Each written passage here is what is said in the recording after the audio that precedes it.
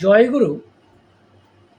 আমি ওই যে সত্যানুসরণ আলোচনা করছিলাম, অহং ও অহংকার চ্যাপ্টার, সেটার থেকেই পাঠ করব এবং ব্যাখ্যা করব।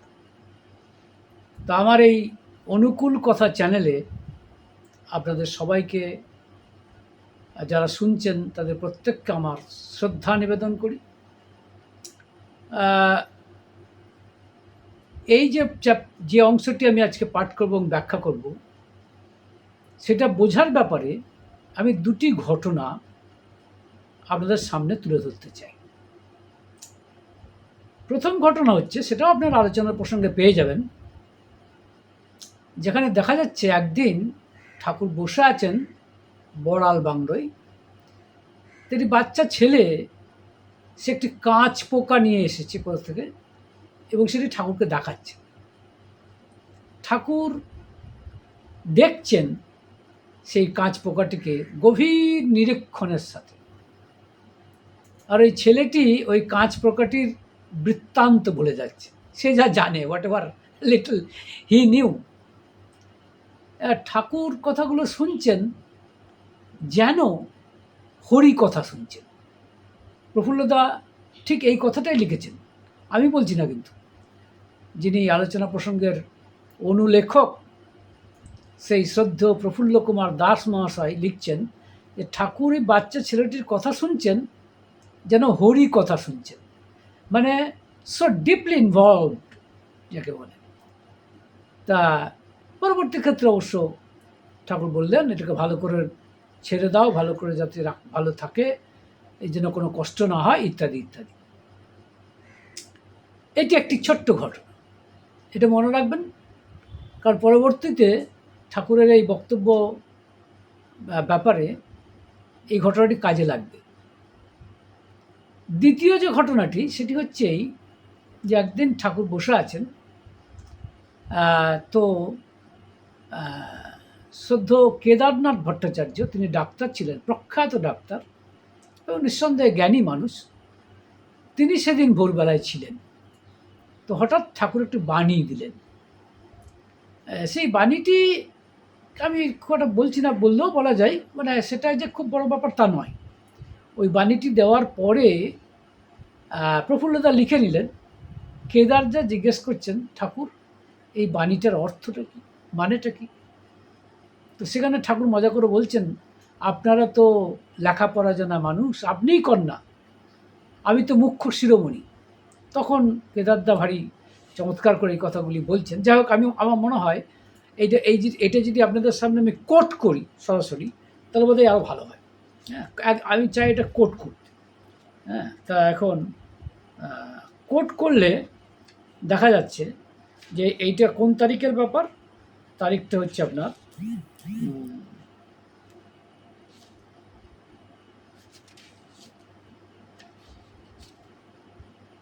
বলছি আপনাদের,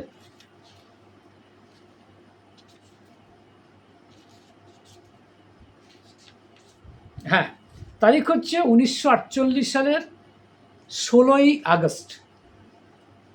হ্যাঁ, স্তব্ধ হয়ে বসে আছেন ঠাকুর ভোরবেলায়, এবং প্রফুল্লতা লিখছেন, এবং ঠাকুর বসে আছেন। আর একের পর এক ঈশ্বর পিপাসু অনুরাগী সেবক এসে ভক্তি বিনম্র চিত্তে তাকে প্রণাম করে দুচোখ ভরে তাঁর চাঁদপাড়া মুখখানি দর্শন করছেন। সবাই নীরব নিস্তব্ধ, যেন চোখ চেয়ে ধ্যান করছেন। স্তব্ধতার অবসান ঘটিয়ে শেষে ঠাকুর 7:15 সময় বললেন, লিখবি নাকি? লেখো। আজ্ঞে হ্যাঁ। বলতে না বলতেই শেষে ঠাকুর বললেন, কুচর্চা ও গুজববাধ্য মনের বিয়োগ ও বিকৃতি হচ্ছে প্রধান পরিকর। আবার বলছি, কুচর্চা ও গুজববাধ্য মনের বিয়োগ ও বিকৃতি হচ্ছে প্রধান পরিকর। তো পরক্ষণেই শ্রী ঠাকুর জিজ্ঞাসা করলেন, লিখেছিস? প্রফুল্ল, আগে লিখেছি। শ্রী ঠাকুর, পড় তো। পড়া হলো। তারপর কেদারদা মানে ভট্টাচার্য লেখাটার মানে জানতে চাইলেন। শ্রী ঠাকুর মিষ্টি হেসে বললেন, আপনিই কন না, আমি শুনি। আপনারা লেখাপড়া জানা মানুষ, কত গোছায় কথা কইতে জানেন, আমি তো মুখ্য শিরোমণি। কেদারদা লজ্জায় মাথা নত করলেন। তারপর বিনম্র বচনে বললেন, সত্যানুসরণে আছে, যাই কেন করো না তার ভিতর সত্য দেখতে চেষ্টা করো। সত্য দেখা মানেই তাকে আগাগোড়া জানা, আর তাই জ্ঞান। লেখাপড়া করলে বেশিরভাগ ক্ষেত্রে জানি বলে একটা মিথ্যা অহংকার হয়, কিন্তু আপনি যাকে জ্ঞান বলেন তার বিন্দু বিসর্গও হয় না। তবে আপনার দয়ায় এইটুকু বুঝেছি, যিনি স্বয়ং জ্ঞান মূর্তি, ক্রমাগত তাঁর সঙ্গ সাহচর্য ও সেবা করতে করতে ছিটে ফোটা সুসঙ্গত জ্ঞান গজালেও গজাতে পারে। আপনার কাছে এসে নিজের অজ্ঞতার মাত্রা সম্বন্ধে সচেতন হয়েছি এবং অন্তঃসারশূন্য অহমিকা কিছুটা ঘায়েল হয়েছে। এখন ভুল জানাগুলি ভুলতে পারলে বাঁচি। এখন যদি কেচে গণ্ডুস করে অবিমিশ্রভাবে আপনার শিক্ষায় শিক্ষিত হতে পারি। বহুদিন নিজের বিকৃত বোধের দাঁড়ায় দাঁড়িয়ে আপনার ভাবধারার মূল্যায়ন করতে গিয়ে হয়রান ও ব্যর্থ হয়েছে। খাপছাড়া এলোমেলো নানা ধারণারূপী ভূতগুলি এখন মাথা থেকে নেমে গেলে রেহাই পায়। শ্রী ঠাকুর, তাই বেত্তা পুরুষের শরণাপন্ন হতে হয় শৈশবে সশ্রদ্ধ খোলা মন নিয়ে। তারপরে আমি সবটা পড়ছি না, আমি শুধু এটাই বলতে চাইছি। তারপর বলছেন, আমি যে লেখাপড়া শিখিনি, তথাকথিত পণ্ডিতদের সঙ্গে নানা রকম তত্ত্বালোচনা শুনিনি, তাতে আমার পক্ষে সুবিধা হয়েছে। মূলেরও মূল যা থেকে সব কিছু গজিয়েছে, তা পরমপিতার দয়ায় সচেতনভাবে প্রত্যক্ষ করেছি, বোথ অ্যানালিটিক্যালি অ্যান্ড সিনথেটিক্যালি, মানে বিশ্লেষণ ও সংশ্লেষণ সহকারে। আমি তার দায়জীবী সন্তান, তাই তিনি হাতে ধরে গোটা ব্যাপারটা দেখিয়ে দেন, বুঝিয়ে দেন, প্রতি পদক্ষেপে চালিয়ে নেন। বুদ্ধি করে কমই বলি, কমই করি, ভিতর থেকে আর একজন যেন কলকাঠি নাড়েন। আমি তাঁর হাতের পুতুল মাত্র। আমার নিজের উপর আমার নিজের কোনো এখতিয়ার নেই। কর্তা ইচ্ছাই কর্ম হয়। তবে হ্যাঁ, এই শরীরের প্রত্যেকটা সেল কোষ তার তালে তালে পা ফেলে চলতে উন্মুখ ও উদগ্র হয়ে থাকে। তাই যাক, আমি মাঝখানটা বাদ দিয়ে বলতে চাইছি, ঠাকুর বলছেন যে একটা একটা করে কত জানবেন, আর জানাগুলির মধ্যে সঙ্গতিই বা কেমন করে করবেন। তার চাইতে দেহধারী জ্ঞান, ভক্তি, শক্তি ও প্রেমকে প্রাণ দিয়ে ভালোবাসুন, অনুসরণ করুন, তার হুকুম তামিল করুন, কোনো কিছুর জন্য নয়, একমাত্র তাঁরই তুষ্টি, পুষ্টি, তৃপ্তি, স্বার্থ প্রতিষ্ঠার জন্য। এই মহান নেশায় সর্বদা সক্রিয়ভাবে ডুবে থাকুন, হ্যাঁ, মজে থাকুন। আপনার যা জানবার, যা পাবার, যা হবার, তার সব কিছুই তাঁর দয়ায় মানে হবে বলতে চাইছে। এই পথে একযোগে সুসিদ্ধ হবে, নিশ্চয়ই করে বলছি, হবেই। এটি হচ্ছে আপনার ঠাকুরের কথা। আমি এই দুটি ঘটনা আপনাদের বললাম। এই দুটি ঘটনা একটু খেয়াল করবেন। এরপরে আমি আসছি ঠাকুর যা লিখেছেন সত্যানুসরণে, যে অংশ আমি আজকে আপনাদের সামনে পাঠ করছি এবং ব্যাখ্যা করার চেষ্টা করব। ঠাকুর লিখছেন, যদি ভালো চাও তো জ্ঞানাভিমান ছাড়ো, সবারই কথা শোনো, আর যা তোমার হৃদয়ের বিস্তারের সাহায্য করে তাই করো। জ্ঞানাভিমান জ্ঞানের যত অন্তরায়, আর কোনো রিপু তত নয়। আবার পড়ছি, যদি ভালো চাও তো জ্ঞানাভিমান ছাড়ো, সবারই কথা শোনো, আর যা তোমার হৃদয়ের বিস্তারের সাহায্য করে তাই করো। জ্ঞানাভিমান জ্ঞানের যত অন্তরায়, আর কোনো রিপু তত নয়। ইংরেজি করলে এরকমটা দাঁড়ায়, if you long for good, give up conceit of knowledge. Listen to everyone and do whatever helps to expand your heart. No other passion creates such hindrance to knowledge as does conceit of knowledge. আবার পড়ছি, if you long for good, give up conceit of knowledge. Listen to everyone and do whatever helps to expand your heart. No other passion creates such hindrance to knowledge as does conceit of knowledge. এই হচ্ছে বক্তব্য। এখন লক্ষ্য করে দেখবেন, জ্ঞান সম্পর্কে আমরা যত যাই বলে থাকি না কেন, জ্ঞান কিন্তু এটাকে আমরা পছন্দ করি, খুব ভালোবাসি। তার প্রমাণ কি জানেন? দেখবেন কোনো মানুষ, সে সব থেকে, বিশেষ করে যারা একটু তথাকথিত সমাজে বড় হয়েছে, তত পড়াশোনা নেই কিন্তু বড় হয়েছে নানাভাবে, সে সব থেকে কিসে রেগে যায় জানেন?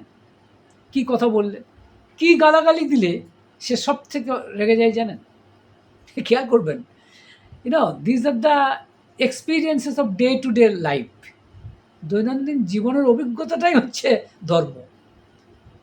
ইনফ্যাক্ট উপনিষদ, সে তো ঋষিমুনিদের দৈনন্দিন জীবনের অভিজ্ঞতাগুলোই লেখা, recorded experiences of day to day life. অবশ্য তার থেকে কিছু মন্তব্য করেছে। তো এই সমস্ত মানুষ যারা সমাজে একটু উন্নতি করেছে, তথাকথিত সভা সমিতিতে সভাপতির আসন অলঙ্কৃত করে, কিন্তু তেমন পড়াশোনা নেই, মানে লেখাপড়া জানে না, ধরুন অত লেখাপড়া জানে না, সে কোন কথাটা বললে সব থেকে বেশি গায়ে নেবে জানেন? সব থেকে বেশি ইনসাল্ট ফিল করবে, সব থেকে বেশি অপমানিত বোধ করবে। তাকে যদি এই গালাগালিটা দেওয়া যায় যে অশিক্ষিত তো এরকম করবেই, বলবেই এইটা।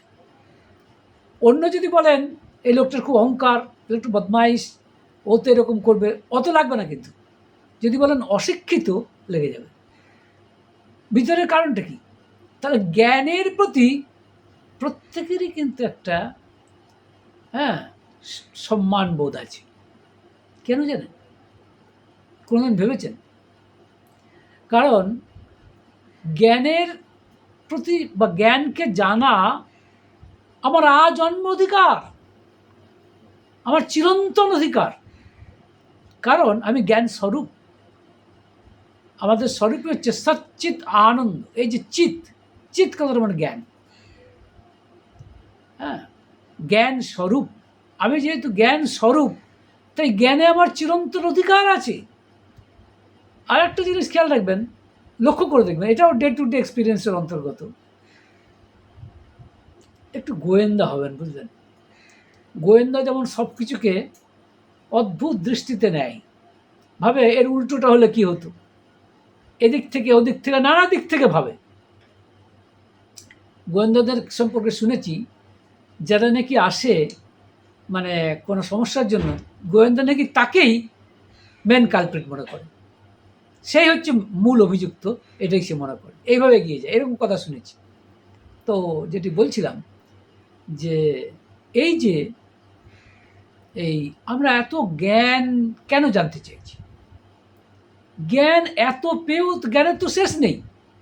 সেই সত্যজিৎ রায়ের একটা সিনেমা ছিল না, কি সম্ভবত হীরক রাজার দেশে, সেখানে বলছেন কথাটা এরকম যে জ্ঞানের তো শেষ নেই, তাই জ্ঞান জেনে লাভ কি, এরকম একটা কথা। আমি সঠিক বলছি না, কথাটা এরকম। তো সত্যিই তো তাই, জ্ঞানের কিন্তু কোনো শেষ নেই। তা সত্ত্বেও কেন জ্ঞানের পিছনে ছুটছি? লক্ষ্য করে দেখুন, একটা সময় মোবাইল যখন তৈরি হলো সেটা একটা বিস্ময়।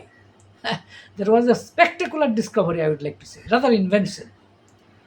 তো হলো, তারপরে মানুষ ভাবছে ছবি দেখা যায় এমন মোবাইল, তাও হলো। এবার থেমে যা, না থামছে না, বলছে সেও কথা বলবে আমিও কথা বলবো, দেখতে পাবো। এটা হলো। তারপর 3G, 4G, now it is 5G, I don't know 6G এসেছে গেছে কিনা, I do not know. I am in the, আমি হয়তো একটু পিছিয়ে আছি। সো পিপল, মানে মানুষ কি চাইছে? পিপল অ্যাসপায়ার ফর নলেজ, জ্ঞান চাইছে। তার কারণ সে জ্ঞান স্বরূপ। দেখুন সমস্যাটা কোথায় হচ্ছে? সমস্যা হচ্ছে যখনই জ্ঞানের প্রতি যে একটা ভালোবাসা, সেটা অন্যায় নয়, বা জানার প্রতি একটা আগ্রহ, সেটা অন্যায় নয়। কিন্তু অন্যায় হচ্ছে সেটাই যে যদি জ্ঞান জেনে আমার অহংকার চলে আসে, তাহলে মুশকিল। হ্যাঁ, এখন আমার নিজের কথা দিয়ে আমি আলোচনা করছি, অন্যের কথা আমি বাদ দিচ্ছি। নিজে দেখেছি, আমার সাবজেক্ট ছিল জুলজি। তো আমার সাবজেক্টে একটু পড়াশোনা করেছি, হ্যাঁ, কলেজের অধ্যাপক হয়েছি। তা আমাদের কলেজে এই যে জ্ঞান লাভ করেছি সামান্য আমার সাবজেক্টে, হাজার হাজার সাবজেক্ট আছে, তার মধ্যে আমার একটা ছোট্ট সাবজেক্ট, এই সাবজেক্টে সামান্য একটু জ্ঞান লাভ করেছি। এর থেকে যেটা আমার হয়েছে, জ্ঞানের প্রতি একটু অহংকার চলে এসেছে, জ্ঞানাভিমান, অভিমান এসেছে যে আমি জানি। এই যে জানার অহংকার, এবার এই আশ্চর্য অহংকার। হ্যাঁ, এখন কিন্তু উপায় তো নেই। সেই জন্য আমি দেখেছি, আমার নিজের জীবন দিয়ে বলছি, আমাদের কলেজে ধরুন বাইরের থেকে কোনো ডেলিগেট আমার সাবজেক্ট নিয়ে বলতে এসেছেন, বিশেষ কোনো টপিক নিয়ে, শুনতে শুনতে আমার বারবার মনে হয়েছিল ওর চেয়ে আমি বেশি জানি। দেখুন কি আশ্চর্য। অর্থাৎ ওর কথাকে শুনতে আমার কোনো ভালো লাগছে না, কারণ আমার মনে হচ্ছে যে ওর চেয়ে আমি বেশি জানি। এই যে জানার অহংকার, সমস্যা। কিন্তু আমি যদি সত্যি সত্যি ওর কথাগুলো ভালো করে শুনতাম, তার মধ্যে কিছু জ্ঞান অবশ্যই আছে যেটা আমার উপকার হতো। কিন্তু আমার ওই জ্ঞানের অভিমান থেকে আমি তার কথাগুলোকেও ভালো করে শুনিনি, তাদের কথাগুলোকে ভালো করে শুনিনি। একটু শুনেই মনে হয়েছে ও আমি ভালো জানি। আমার জ্ঞানের অভিমান, এখন এই জানার অভিমান, এই যে আমি যে জানি, এই অহংকার বা অভিমান, আমার ধারণা ওই চিতায় যাওয়ার আগে পর্যন্ত যাবে না।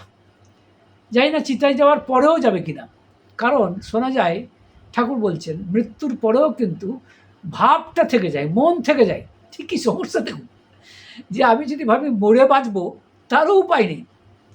মৃত্যুর পরেও কিন্তু এই অহংকার থেকে যাবে, কিছুতেই যাবে না, এই সমস্যা। এবার দেখুন ঠাকুর যে বললেন, যে কি বললেন, যে জ্ঞানের মানে বলছেন যদি ভালো চাও তো সবার কথা শোনো, আর যা তোমার হৃদয়ের বিস্তার করে সেটাই করো। যেমন আপনাদের একটু আগে আমি উদাহরণ দিয়েছিলাম, ওই কাঁচ পোকা দেখাচ্ছে একটি বালক ঠাকুরকে। সে নিজেই হয়তো কাঁচ পোকা সম্পর্কে খুব সামান্যই জানে, কিন্তু ঠাকুরের মতো শ্রোতা পেয়ে সে অনর্গল বলে যাচ্ছে কাঁচ পোকাটির সম্পর্কে। আর ঠাকুর কেমনভাবে শুনছেন, যেন হরি কথা শুনছেন, তাই না? কেন? প্রশ্ন হচ্ছে কেন? কারণ ওই ছেলেটির ওই কথা শুনে ঠাকুর মিলিয়ে নিচ্ছেন, তার অভিজ্ঞতার সাথে জীবনের অভিজ্ঞতাকে মিলিয়ে নিচ্ছেন। এবং ওই ছেলেটির হয়তো কথা অনেক ভুল আছে, কিন্তু দু একটি কথা ঠিকও তো থাকতে পারে। ঠাকুর সেটাকেই গ্রহণ করছে, যেন ঠাকুর ওই হাঁসের মতো জল আর দুধের মিশ্রণ থেকে দুধটাকেই নিচ্ছেন, জলটা ফেলে দিয়ে। কিন্তু ওই বাচ্চা ছেলে কথা বলছে, হয়তো অনেক কথাই ভুল বলছে অথবা অর্ধসত্য বলছে, তার জন্য কিন্তু ঠাকুর তাকে অভৎসনা করেননি বা বলেননি কি বাজে কথা বলিস, আমার এসব শোনার সময় নেই, বা কাঁচ পোকা দেখার আমার টাইম নেই। না থাকারই কথা। কারণ ঠাকুরের মতো এত ব্যস্ত মানুষ, যার কাছে দর্শনার্থী হাজার হাজার, তো তার সময় কোথায়? কিন্তু তিনি দেখছেন। এটা একটা কথা আছে কি জানেন, যে a busy man always gets time to hear, but an ideal man doesn't get any time to hear. এখন মানে একজন ব্যস্ত লোকের কিন্তু শোনার সময় আছে, আর একজন অলস ব্যক্তির শোনার সময় নেই। এটা কিন্তু খুব ইন্টারেস্টিং একটি কথা, আপনারা ভেবে দেখবেন। যাই হোক, যে কথা বলছিলাম, ঠাকুর বলছেন যদি ভালো চাও তো জ্ঞানাভিমান ছাড়ো। এই যে জানি, সমস্যা হচ্ছে এখানে। এখন রামকৃষ্ণদেব, তার কাছে এসেছিলেন শশধর পণ্ডিত। এসেছিলেন বলা ভুল, রামকৃষ্ণদেবই তাকে ডেকে এনেছিলেন, আমন্ত্রণ করেছিলেন এবং তার রাহা খরচও দিয়েছিলেন। আপনারা আলোচনা প্রসঙ্গ রামকৃষ্ণ কথামৃতে পেয়ে যাবেন। ওই শশধর পণ্ডিত আমরা লক্ষ্য করে দেখছি, তিনি কিন্তু এসেছেন। রামকৃষ্ণদেব বলছেন যে তুমি কি করো বাপু? তো বলছে যে এরকম এই ধর্মের কথা, ভগবানের কথা বই থেকে পড়ে মানুষকে শোনাই, ব্যাখ্যা করি। তখন রামকৃষ্ণদেব বললেন, তা একটু শোনাও তো দেখি। শশধর পণ্ডিত তার শাস্ত্র বার করে একটু পড়তে শুরু করেছেন, হয়তো মিনিট 5।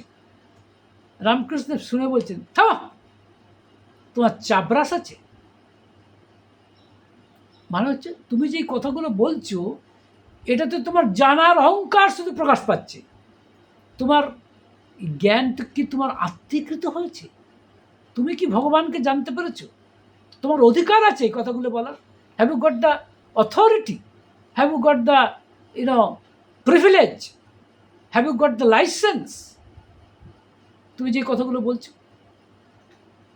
শশধর পণ্ডিত অবশ্য অত্যন্ত মানে উচ্চমার্গের মানুষ ছিল, তিনি বুঝতে পারলেন বলে কেঁদে ফেললেন। সত্যিই তাই। অর্থাৎ রামকৃষ্ণদেব তাকে বোঝালেন, জ্ঞানের অহংকার করো না, জ্ঞানের অভিমান করো না, সত্যি সত্যি যা জানার সেটা জানো। তাই ঠাকুর বলছেন যে যদি ভালো চাও তো জ্ঞানাভিমান ছাড়ো, হ্যাঁ, আর যাতে হৃদয়ের বিস্তারের সাহায্য হয় তাই করো। এই হচ্ছে জ্ঞান, বুঝতে পারছি। এখন সমস্যা হচ্ছে, ঠাকুরকে একবার বলা হয়েছিল যে আপনি তো সবই জানেন, এটা হয় কি করে? তার উত্তরে ঠাকুর একটা অদ্ভুত কথা বলেছিলেন, আপনারা ভেবে দেখবেন। ঠাকুর বলেছিলেন, জানি বলে কিছু জানি না, তাই বোধহয় অজানা বলে কিছু নেই। একটু বোঝার চেষ্টা করুন। বলছেন জানি বলে কিছু জানি না, তাই বোধহয় অজানা বলে কিছু নেই। বড়ি আশ্চর্য কথা। বলছেন জানি বলে কিছু জানি, দ্যাট আই নো, এই ধরনের কোনো ধারণা আমার নেই। That is why nothing is unknown to me. সেই জন্য কোনো কিছু আমার কাছে অজানা নেই। একদম সত্যি কথা। কারণ ঠাকুর, আমি অন্তত মনে করি তিনি জ্ঞান স্বরূপ, সমস্ত জ্ঞান তার মধ্যে রয়েছে। তিনি হচ্ছেন নররূপী জ্ঞান স্বরূপ, কিন্তু তার জানার অহংকার নেই। তিনি যে কিছু জানেন সেটাই মনে হচ্ছে তিনি বাচ্চা ছিলেন, একদম চিরকালই বলেছেন তিনি মুখ্য শিরোমণি। যেমন একদিন, এটাও আপনারা পাবেন আলোচনা প্রসঙ্গে, যেখানে ঠাকুর একদিন অত্যন্ত বিদগ্ধ তার যারা শিষ্য, যেমন কৃষ্ণপ্রসন্ন ভট্টাচার্য, হ্যাঁ, তারপরে পঞ্চানন সরকার। কৃষ্ণপ্রসন্ন ভট্টাচার্য অত্যন্ত বড় বিজ্ঞানী ছিলেন, মানে মেধাবী ব্যক্তি একজন। ডক্টর পঞ্চানন সরকার অধ্যাপক এবং মানে অশেষ জ্ঞানী, এবং আরও অন্যান্যরা যারা ছিলেন, তাদেরকে একদিন বলছেন, আচ্ছা কেষ্টদা, আপনার জ্ঞান হয়েছে? কেষ্টদা বলছেন, আগে মনে হতো কিছু হয়েছে, কিন্তু এখন মনে হয় না। মানে লেখাপড়া শিখে মনে হয়েছিল জ্ঞান হয়েছে, এখন মনে হচ্ছে না। তিনি পঞ্চানন্দাকে জিজ্ঞেস করছেন, পঞ্চানন্দা আপনার কি জ্ঞান হয়েছে? পঞ্চানন্দা বলছেন না। তখন ঠাকুর বলছেন, আমি এত বড় হলাম, কিন্তু আমার কেবলই মনে হয় আমার কোনো জ্ঞানই হয়নি, আমি যা ছিলাম আমি তাই আছি। এইটা কিন্তু ঠাকুরের কোনো বিনয় নয়, দিস ইজ হার্ডকোর ফ্যাক্ট, বুঝতে পারছি। তখন এই যে, তার মানে ঠাকুরের জ্ঞানের কোনো অভিমান নেই, অভিমান কিন্তু জ্ঞানের নেই তার। তিনি বলছেন জানি বলে কিছু জানি না। তার মানে কিন্তু আমার ক্ষেত্রে দেখুন, আমি যে আমার সাবজেক্ট জুলজি সম্পর্কে একটুখানি জানি, that too is very little, সেইটা নিয়ে আমার অহংকারের শেষ নেই। একদম ফ্যাক্ট বলছি আপনাদেরকে। এর মধ্যে আমি কিন্তু কোনো বিনয় করছি না, যা ঘটনা সেটা বলছি। What ever little I know about my subject, তার জন্য আমার অহংকারের শেষ নেই। কিছুতেই আমি ভুলতে পারবো না এই অহংকার, এই অভিমান। একটু আগে বলছিলাম না, চিতাতে গেলেও এই অভিমান আমার যাবে না। তো কী করব? তার মানে আমি এই শিক্ষা লাভ করিনি যাতে আমার জ্ঞানের অভিমান দূর হয়, কিছুতেই না, পারছি না। দেখুন কিন্তু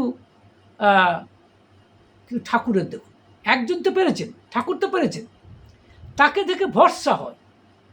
এইসব আলোচনাগুলো করি কেন জানেন? ওই ঠাকুর একটা কথা বলেছিলেন, only a single white crow disproves that crows are black. একটা মাত্র সাদা কাকই প্রমাণ করে যে কাক মাত্রই কালো নয়। আমি যদি বলি কাক মাত্রই কালো, and this is eternal truth, undisputed truth, আমি যদি বলি কাক মাত্রই কালো, এটাই সত্য একবার, এবং এই সত্যের উপরে এটাকে যেমন টাকাতে থাকে না, নট নেগোশিয়েবল, এটা নিয়ে কোনো আলোচনাই চলতে পারে না। না, তা নয়। কারণ হয়তো কোটি কোটি কাকের মধ্যে একটা সাদা কাক কিন্তু দেখা যায়। তাই ঠাকুর বলছেন, a single white crow disproves that crows are black. একটা সাদা কাকই প্রমাণ করে যে কাক মাত্রই কালো নয়। ঠাকুর আমার কাছে, বা আমি জানি না আমার মতো মানুষের কাছে, একজন সাদা কাক, তাকে দেখে বিশ্বাস হয়, ভরসা হয়। কারণ আমাদের সবচেয়ে বড় অসুবিধা কি জানেন? ক্রাইসিস অফ ফেথ, মানে বিশ্বাসের সংকট। এত ঠুনকো আমাদের মন যে সহজেই বিশ্বাস চলকে যায়, বিশ্বাস থাকে না। তাই যিনি বিশ্বাস স্বরূপ, তার কথা ভাবলে, তার কথা আলোচনা করলে কিন্তু বিশ্বাস খানিকটা হলেও আসে। এটাকে বলতে পারেন এ কাইন্ড অফ ইনডিউসিভ ইফেক্ট, একটা আবেশিত একটি প্রভাব, যাই বলুন না কেন। এই ঠাকুর, একদিনের কথা মনে পড়ছে, একজন বিদেশি, সম্ভবত মিস সাইক্স বা ইত্যাদি এসেছেন, তো তিনি ঠাকুরের কাছে কথা বলছিলেন যে আপনার কথাগুলো অত্যন্ত মৌলিক এবং অত্যন্ত জ্ঞান আছে, এবং অত্যন্ত আপনি, মানে ঠাকুরকে বলছেন আপনি জ্ঞানী, ঠাকুর বলছেন আমি কিছুই জানি না। তখন ওই মাটি বলছেন, না জানলে ওই দি মেসেজ বলে যে বইটা আমি পড়েছি, তাতে এত উচ্চমার্গের ইংরেজি তো আপনি বলতে পারতেন না। এবং ঘটনা, ঠাকুরকে আপনারা জানেন বোধহয়, যে ঠাকুর আপনার মানে কি বলে, বাংলায় বাণী দিয়েছেন। তো কেষ্টদা বারবার বলতেন আপনি ইংরেজিতে বাণী দেন, যারা বাংলা জানে না তাদের পক্ষে উপকার হয়। ঠাকুর বলছেন, দূর, আমি ইংরেজি কিছুই জানি না, আমি কি ইংরেজিতে বাণী দেবো? তখন কেষ্টদা বলছেন, আপনি চাইলে পারেন। তো বারবার বলাতে, being provoked, I would like to say being provoked several times by কেষ্টদা, ওয়ান্স মানে কী বলবো, কী বলবো, ইন ওয়ান ফাইন মর্নিং ঠাকুরের মুখ দিয়ে বেরিয়ে এলো ইংরেজি। দ্য বুমিং কমোশন বলে শুরু, দি মেসেজ, তার কত 7-8টা খণ্ড, জাস্ট ইমাজিন, হ্যাঁ, বা 9টা খণ্ড সম্ভবত। এতগুলো বাণী তিনি দিয়েছেন, একসাথে দেননি, বিভিন্ন সময়তে দিয়েছেন, বিভিন্ন জায়গায় দিয়েছেন ইংরেজিতে বাণী। সেই ইংরেজিগুলো কিন্তু একবার অরিজিনাল ইংরেজি। কেন বলছি, এই মেসেজ বইটা নিয়ে এসে তদানীন্তন আমাদের সুশীলচন্দ্র বসুদা, ঠাকুরের এক ভক্ত, কলকাতা ইউনিভার্সিটির তদানীন্তন ভাইস চ্যান্সেলর, হ্যাঁ, ডক্টর আপনার তার নামটা এই মুহূর্তে মনে করতে পারছি না, তিনি কিন্তু ব্রিটিশ ছিলেন, হ্যাঁ, সেই ব্রিটিশ ভাইস চ্যান্সেলর তাকে দিয়েছিলেন। তিনি এটা দেখে বলেছিলেন, এটা মৌলিক কথা, কথাগুলি মৌলিক কথা, কারণ এগুলি শুনে বা সাধারণ জ্ঞান থেকে বলা যায় না, দিস আর অল অরিজিনাল ওয়ার্ডস। এই কথা কিন্তু সেই ভাইস চ্যান্সেলর বলেছিলেন। এটা আপনারা মানস তীর্থ পরিক্রমায় পেয়ে যাবেন ডকুমেন্টে। এখন লক্ষ্য করে দেখুন তো এই এই বিদেশিনী তিনি ঠাকুরকে বলছেন যে আপনার অরিজিনালিটি সম্পর্কে। তো ঠাকুর তখন বলছেন যে ওই মেসেজের কথা যখন বলছেন তখন ঠাকুর বলছেন আমি এসব এ বিষয়ে আমার কোনো ক্ষমতা নেই বা আমার কোনো কেরামতি নেই। ওই যে কেষ্টদা বসে আছেন উনি আমার কাছে খুঁচিয়ে খুঁচিয়ে এগুলো বার করেছেন। ও সবই কেষ্টদার কেরামতি। দেখুন নিজের জ্ঞানটাকে তিনি স্বীকার করছেন না। তিনি যে কিছু এবং এটা বিনয় নয়। It's not humanity, remember, it's not humbleness, it is sheer truth. সত্য কথাটা, কারণ তিনি বললেন জানি বলে কিছু জানি না, দ্যাট আই নো, এভাবে কিছু জানি না। ইনফ্যাক্ট তাকে জানতে হয়ও না, জানেন তো। ইংরেজিতে একটা কথা আছে, টু নো, ইংরেজি বলবো না, রাদার এটা একটা অত্যন্ত নামকরা স্পিরিচুয়াল ওয়ার্ল্ড একটা কথা, two know is to know that to know nothing. Two know is to know that to know nothing. আমাদের জানা দরকার এই কারণেই যে আমার যে কিছু জানার প্রয়োজন নেই এইটুকু বোঝার জন্য। কারণ আমি তো তত্ত্ব জ্ঞান স্বরূপ, আমি তো সচ্চিদানন্দ স্বরূপ, কাজে জ্ঞান তো আমার ভিতরেই আছে। সুতরাং কিন্তু তবু তাহলে জ্ঞান শিখছি কেন? এইটাই জানবার জন্য যে জানার কিছু নেই, এভরিথিং ইজ উইদিন মি। এটাই তত্ত্ব তো আমিই, তাই আমি জ্ঞান স্বরূপ, তাই না? সুতরাং এই কথা বলছেন যে, এবং এটা আমাদের বলেওছেন, আমাদের বিবেকানন্দও বলেছেন এরকম কথা, যে education is the manifestation of, সম্ভবত ম্যানিফেস্টেশন অফ, আই থিঙ্ক, মানে manifestation of perfection already in man. Education is the manifestation of perfection already in man. মানে এই যে পারফেকশনের প্রকাশ যেটা অলরেডি আছে। সুতরাং to know is to know that to know nothing. আশা করি বুঝতে পেরেছেন। তো এই আবার আসছি সেই বিদেশিনীর কথায়। ওই বিদেশিনী যখন বলছেন এত উচ্চ মার্গের এত মৌলিক ইংরেজি, ওই যেটা দি মেসেজ আমি পড়েছি, এটা তো জ্ঞান না থাকলে হয় না। অতিমাত্রায় জ্ঞান, মানে একবারে জ্ঞানের চূড়ান্ত শিখরে আপনি বসে আছেন বলেই এটা সম্ভব। তখন ঠাকুর কিন্তু তার ক্রেডিটটা দিচ্ছেন কেষ্টদাকে। আর সত্যি সত্যিই তাই, কারণ কেষ্টদা যদি তাকে ঠুকরে এই ধরনের কথাগুলো বার না করতেন তাহলে এগুলো হয়তো আমরা পেতাম না। এই কথাগুলো কিন্তু গীতার ধ্যান অংশে, যেটা গীতার অরিজিনাল অংশ নয় কিন্তু ধ্যান অংশ, সেখানে কিন্তু এই কথাটা লেখা আছে। ইন্টারেস্টিং কথা, সেটা আপনাদের একটু জানানো দরকার। সর্বোপনিষদ গাব দুগ্ধা গোপালনন্দন পার্থ বৎস সুধীর ভোক্তা দুগ্ধম গীতামৃতং মহত। আবার বলছি, খুব ভালো লাগে বলে বলছি। সর্বোপনিষদ গাব দুগ্ধা গোপালনন্দন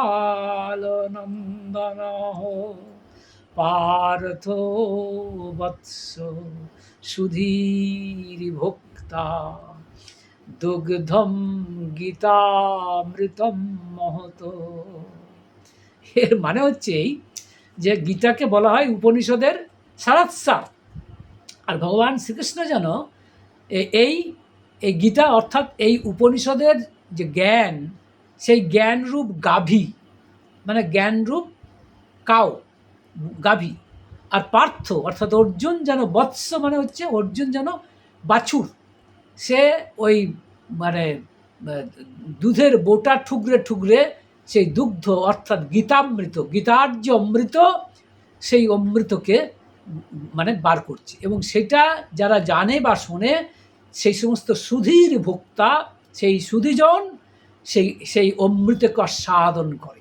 এই কথাটা এরকম, মানে বলতে চাইছেন all the knowledge that is incorporated within the Upanishads are actually incorporated within the Gita in extract form, and these are all stored in the milk tit of Krishna, or rather cow, which is actually the Lord Krishna. In other words, Lord Krishna assumes the shape of a cow having You see, all the knowledge is within its milk teats. And Arjuna, like calf, like calf, he actually sucks milk from the milk teat of that cow, assuming cow, or which is actually is the Lord Krishna himself. And the you see, the fortunate persons, in other words, those who deserve actually, those person actually gets the taste of this elixir of life. In other words, this immortality, এই অমৃত, এই দুগ্ধ, এই milk পাচ্ছে। তো এটা কিন্তু ঠাকুরের ক্ষেত্রে আমরা লক্ষ্য করে দেখছি, ঠাকুর কিন্তু এই কথা বলছেন। এবং সত্যিই তাই, আমাদের ক্ষেত্রে আমাদের ঠাকুর অনুকূলচন্দ্র যে বিভিন্ন রকম কথা বলেছেন, সেগুলো কিন্তু নিজের থেকেও কিছু বলেছেন, আবার বিভিন্ন মানুষের প্রশ্নের জবাবেও ঠাকুর এই উত্তরগুলি দিয়েছেন। তার মধ্যে কেষ্টদা অবশ্যই একজন অন্যতম, কোনো সন্দেহ নেই, কারণ তারই প্রশ্নের উত্তরে আমরা পেয়েছি নানা প্রসঙ্গে, যেটি 4টি খণ্ডে বিভক্ত। আমরা পেয়েছি দি মেসেজ। আবার পঞ্চানন সরকার অধ্যাপক, তার কথার জন্য আমরা পেয়েছি নারীর নীতি, তার জন্য আমরা পেয়েছি নারীর পথে। আবার ধরুন অন্যান্যদের ক্ষেত্রে অনেক প্রশ্ন, যেমন ধরুন সুশীলদা, তার প্রশ্নের জবাব থেকে আমরা পেয়েছি কথা প্রসঙ্গে 3 খণ্ড। সো এই নানান মানুষের আবার প্রফুল্লদা অনেক কথা জিজ্ঞাসা করেছেন। সুতরাং এগুলো কিন্তু ঠাকুর বলছেন যে আমি কিছু, আমার কোনো ক্রেডিট নেই, এরা সব বার করে নিয়েছে। অ্যান্ড ইট ইজ লাইক, এটা এরকম হওয়ারই কথা। তো যেটা বলছিলাম আপনাদের, তাহলে দেখুন ঠাকুর বলছেন ভালো চাও তো জ্ঞানাভিমান ছাড়ো, জ্ঞানের অভিমান ছাড়ো। এই যেন আমাকেই বলছেন যে তুই সামান্য একটু জুলজি পড়েছিস, তাতে তোর জ্ঞানের এত অভিমান হয়েছে যে তুই কোনোদিনই কিছু শিখতে পারবি না, যদি তুই ওই অভিমানটা না ছাড়িস। এবং লক্ষ্য করে দেখুন, ঠাকুর আমাদের দেখিয়ে দিচ্ছেন যে ওই বাচ্চা ছেলে সে কাজ পোকা দেখাচ্ছে, তাতে তার বিরক্তি নেই, তিনি অধৈর্য হয়ে যাচ্ছেন না। আশ্চর্যজনকভাবে কিন্তু আমরা লক্ষ্য করে দেখছি তিনি। কিন্তু মুশকিল হচ্ছে কেন বলছেন ঠাকুর, কারণ যদি কোনো জ্ঞান লাভ করে আমার জ্ঞানাভিমান হয় সত্যি সত্যি, তাহলে বুঝতে হবে যে সে জ্ঞান আমাকে কিন্তু শান্তি দেবে না। রামকৃষ্ণ মিশনের মহারাজ স্বামী আত্মা প্রিয়ানন্দ মহারাজ, তিনি কিন্তু খুব ইন্টারেস্টিংলি একটা কথা বলেছিলেন যে unless knowledge ripens into wisdom, it cannot give peace. যদি জ্ঞানটা প্রজ্ঞায় পর্যবসিত না হয়, তবে সেই জ্ঞান আমাকে শান্তি দেবে না। এখন প্রশ্ন করতে পারেন, আমরা জ্ঞান লাভ করছি কেন? why we are so much hungry, why we are so much eager to know knowledge, in others to feel knowledge? কেন করছি? কারণ এর মধ্যে একটা শান্তি আছে, there is peace। এই শান্তিটা পাবার জন্য আমি জ্ঞানের কাছে এসেছি। আমরাও দেখবেন অনেক ক্ষেত্রে ধর্মের কথা শুনতে যাই, সেও কিন্তু শান্তির কারণে, যে এই ধর্মের কথা শুনলে মনটা একটু শান্তি পাবো, এরকম একটা ধারণা আমাদের আছে। এখন কেন? কারণ সেটা আসল জ্ঞান। আসল জ্ঞান যদি হয় তবে তা শান্তি দেবে। আর সেটা সবসময় কিন্তু একমাত্র শ্রদ্ধাবানই সেই জ্ঞান লাভ করতে পারে। এখন যেহেতু আমার মধ্যে আমি জুলজি জানি বলে আমার যে একটু জ্ঞানের অভিমান আছে, এই জন্য আমি কোনোদিনই শ্রদ্ধাবান হতে পারিনি। আর শ্রদ্ধাবান হতে পারিনি বলেই যে জ্ঞান আমি লাভ করেছি তা কিন্তু প্রজ্ঞায় পর্যবসিত হয়নি। আর এই প্রজ্ঞায় পর্যবসিত হয়নি বলেই সে জ্ঞান আমাকে শান্তি দিচ্ছে না। হয়তো সাময়িক উন্মাদনা দিতে পারে, আমি জানি এই উন্মাদনায় আমি এক ধরনের সম্পৃক্ত থাকতে পারি, আমি ওই গড়গড় করছি যে আমি জানি, আই নো, এই কিন্তু শান্তি নেই। ভগবান শ্রীকৃষ্ণ কিন্তু গীতাতে বলছেন জ্ঞান শান্তি দেবে। এবং সেই ব্যক্তি যিনি ইন্দ্রিয়গুলোকে সংযত করতে পেরেছেন এবং যিনি পরিশ্রমী, তিনি যে জ্ঞান অর্জন করেছেন গুরুর কাছ থেকে, সেই জ্ঞান তাকে শান্তিতে শান্তি শান্তি দেবে, এই কথাই কিন্তু তিনি বারবার বলছেন। এই ঠাকুর ভগবান শ্রীকৃষ্ণ কিন্তু এই কথাই বলছেন যে কি বলছেন? আহ, হ্যাঁ, বলছেন, এটা আপনারা চতুর্থ অধ্যায় পেয়ে যাবেন, 39 নম্বর শ্লোক গীতার। শ্রদ্ধাবান লভতে জ্ঞানম তৎপর সংযতেন্দ্রিয় জ্ঞানম লব্ধা পরম শান্তিম অচিরেণধিগচ্ছতি। আবার বলছি, শ্রদ্ধাবান লভতে জ্ঞানম তৎপর সংযতেন্দ্রিয় জ্ঞানম লব্ধা পরম শান্তিম অচিরেণধিগচ্ছতি। মানে যিনি শ্রদ্ধাবান এবং যিনি পরিশ্রমী এবং যার এই সেন্স অর্গানগুলোর উপরে কন্ট্রোল আছে, মানে সংযত করে রাখতে পেরেছে, সে কিন্তু মানে যে জ্ঞান লাভ করে, এই জ্ঞান কিন্তু তৎক্ষণাৎ পরম শান্তি, এই জ্ঞানের দ্বারা সে পরম শান্তি পেয়ে যায়। এটাই হচ্ছে জ্ঞান। ওই আত্মাপ্রেরণাজি মহারাজ যে বললেন যে এখানে কিন্তু নলেজ রাইপেন্স ইন্টু উইজডম, এখানে কিন্তু জ্ঞান প্রজ্ঞায় পর্যবসিত হয়েছে। কিন্তু আমাদের ক্ষেত্রে বেশিরভাগ ক্ষেত্রে জ্ঞান কিন্তু প্রজ্ঞায় পর্যবসিত হয় না। ওই ভারবাহী বলদের মতো কিংবা গ্রামোফোনের রেকর্ডের মতো আমার কেবল মাথায় থেকে যায়, আর সেটুকু জানি বলে এই মানে এই করতে গিয়ে সর্বনাশ করে ফেলি, বুঝতে পারছেন? হ্যাঁ, এখন যাই হোক, যেটা বলছিলাম, তাহলে ঠাকুর ভগবান শ্রীকৃষ্ণ কী বলছেন যে the man who has faith মানে কি বলতে চাইছেন? মানে faith in mentor and in Vedanta philosophy, and is diligent, he attains knowledge, and at achieving this knowledge, he soon attains the supreme peace. তাহলে কি দাঁড়ালো? The man who has faith means faith in mentor and in Vedanta philosophy, and is diligent মানে পরিশ্রমী, and diligent attains knowledge, সে কিন্তু জ্ঞান লাভ করে। Achieving this knowledge মানে জ্ঞান লাভ করে, হি সুন অ্যাটেন্স সুপ্রিম পিস, সে কিন্তু পরম শান্তি লাভ করে।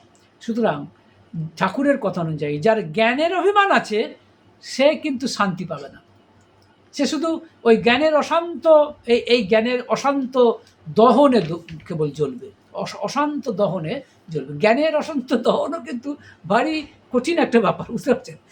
জ্ঞানের বলছেন না, জ্ঞানের যে জন্য অধ্যাপক পঞ্চানন সরকার একটি গান লিখেছিলেন, অদ্ভুত গান। এই গানটি লিখেছিলেন যে যে অহংয়ে তোমার দরদ নাই, সে অহং নিয়ে করব কি, সে অহং নিয়ে মরব কি।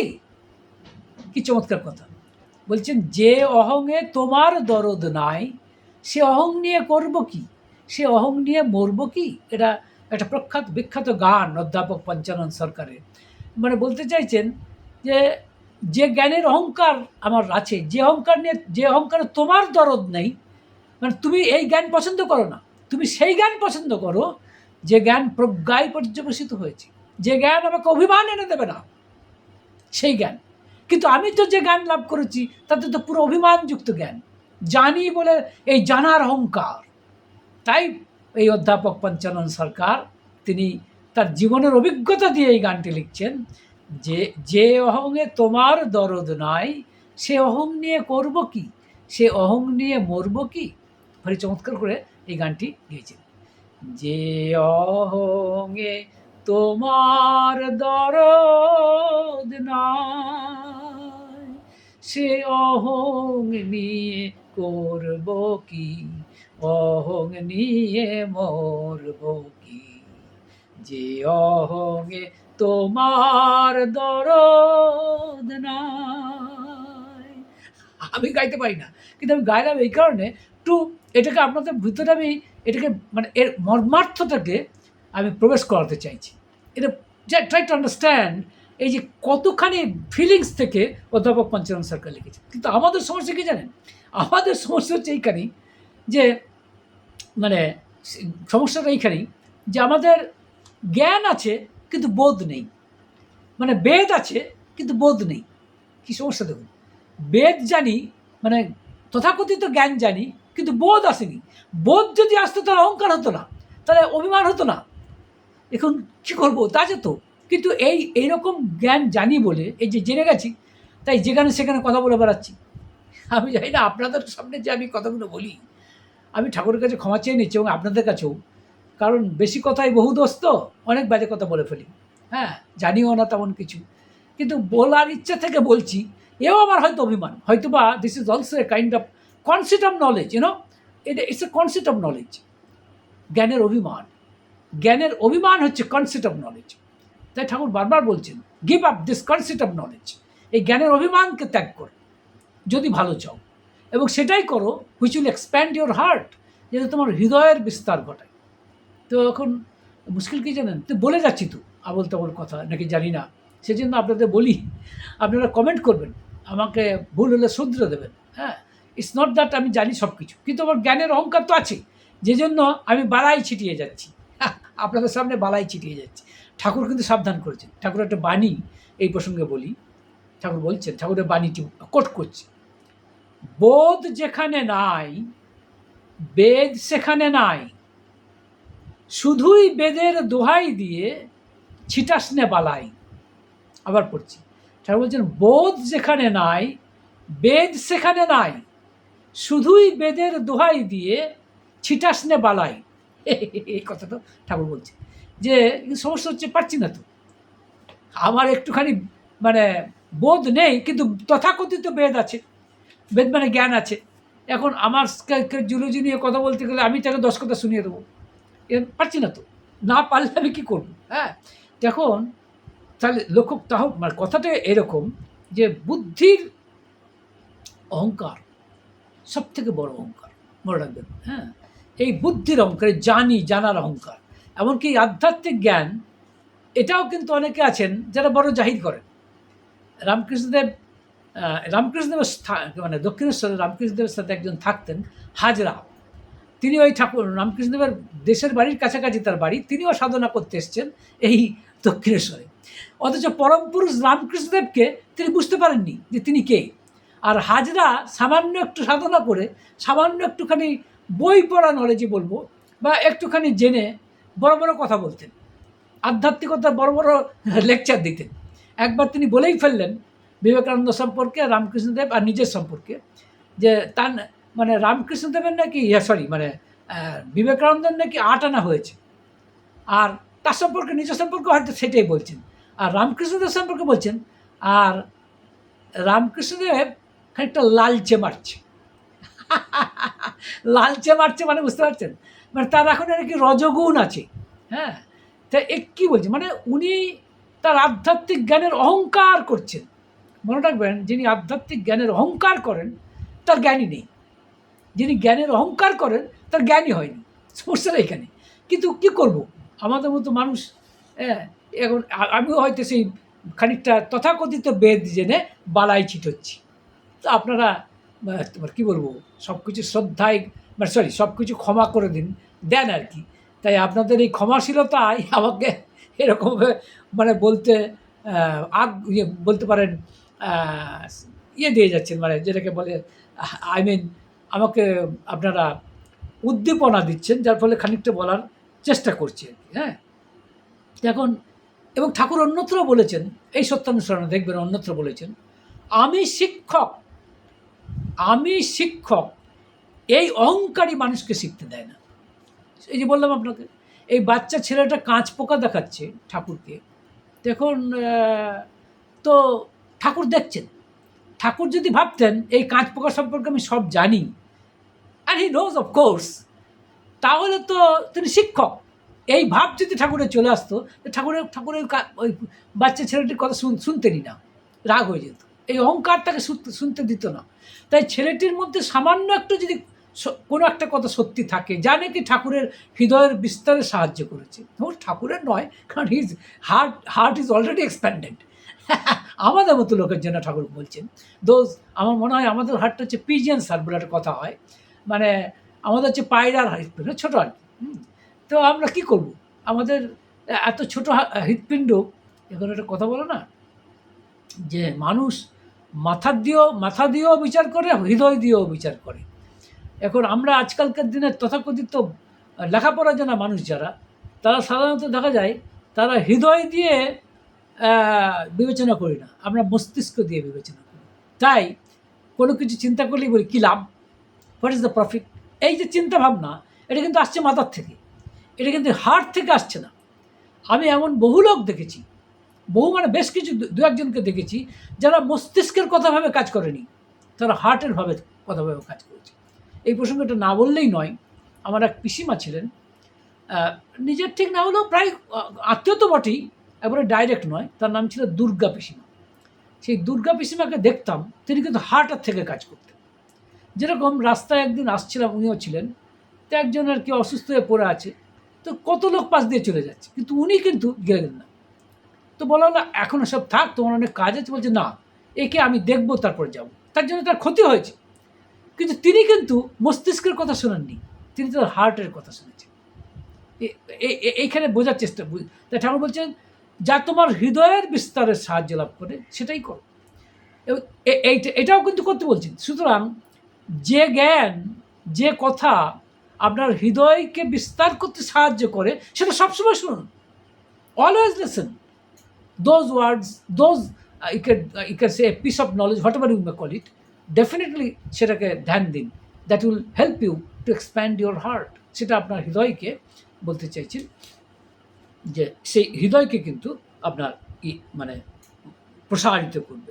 সুতরাং এটা মনে রাখবেন, তথাকথিত জ্ঞান মানুষকে আইসোলেট করে, কিন্তু সত্যিকার জ্ঞান মানুষকে ইন্টিগ্রেট করে। এইটা কিন্তু একটা ইন্টারেস্টিং কথা। হ্যাঁ, মানে তথাকথিত জ্ঞান মানুষকে আইসোলেট করে কেন, দেখুন আমি আপনাকে উদাহরণ দিয়ে বোঝাচ্ছি।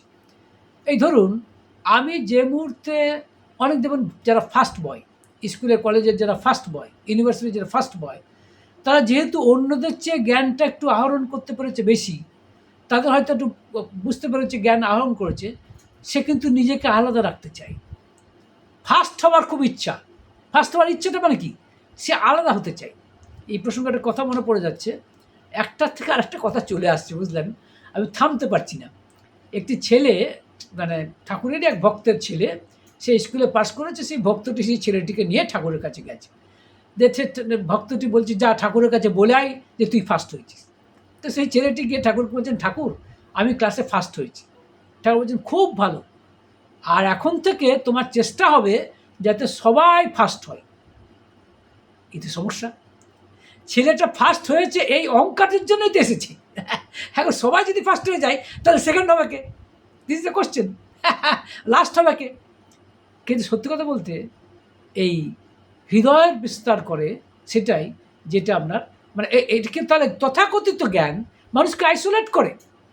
মানে এই ছেলেটা যে ফার্স্ট হয়েছে বা আমি যে সেকেন্ড হয়েছি, এগুলো খুব বেশি দেখতে পাবেন যারা কম্পিটিটিভ পরীক্ষা দেয়, আইএএস আইপিএস, যারা একটা কিছু জ্ঞান বা একটা ইনফরমেশন পেয়েছে, সে অন্যের কাছে যেটা লুকোতে চায়। He wants to conceal that piece of information so that others will not get the scope two score more marks.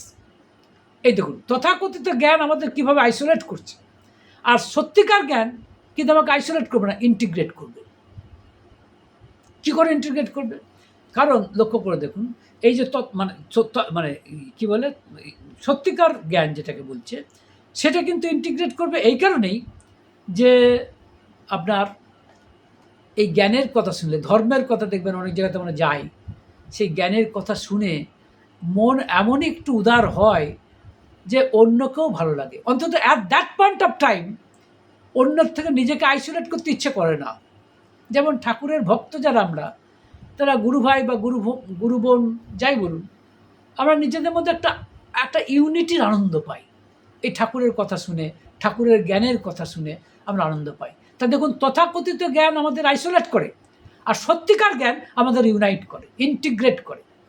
সুতরাং ঠাকুর বারবার বল, এবং সত্যি কথা বলতে আমরা জ্ঞান লাভ করি বা যাই করি, আলটিমেট কি, উই ওয়ান্ট পিস, আমরা শান্তি চাই। তাই সত্যিকার শান্তি যদি পেতে হয়, যেটা গীতাতে বলেছেন, আমি আগেই বলেছি, তাহলে কিন্তু আপনাকে সেই অর্থে আপনার জ্ঞানের অভিমান ছাড়তে হবে। আর যে কথা আপনার হৃদয়ের বিস্তারে সাহায্য করে, আপনাকে আপনার আমিত্বটাকে কমিয়ে দেয়, আপনার অহংকারকে কিছুটা হলেও শিথিল করে, সেই কথা আপনাকে শুনতে হবে, সেই জ্ঞান আপনাকে লাভ করতে হবে। সেটা কিন্তু দরকার, দ্যাট ইজ ইকুয়ালি নেসেসারি। তা এই উপসংহার পর্বে এটাই বক্তব্য ছিল। ভালো থাকবেন আর কমেন্ট করুন। জয়।